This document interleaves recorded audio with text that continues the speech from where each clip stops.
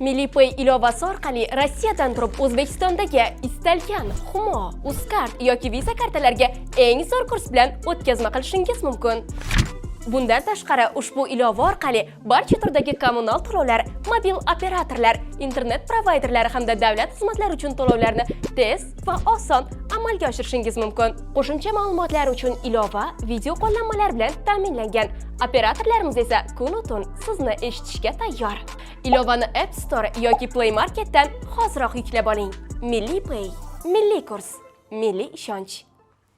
Assalomu alaykum aziz do'stlar, kanalimizga xush kelibsiz. Kanalimizda mehmon bo'lsangiz, kanalimizga obuna bo'lishni unutmang.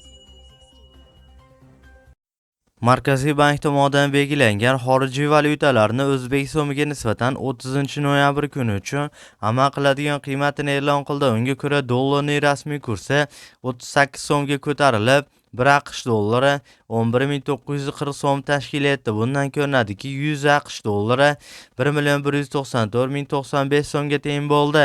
Yevro kursi esa 34.01 so'mga ko'tarilib, 1 yevro 13.814 so'm tashkil etdi. Bundan ko'rinadiki, 100 yevro 1.381.449 so'mga teng bo'ldi.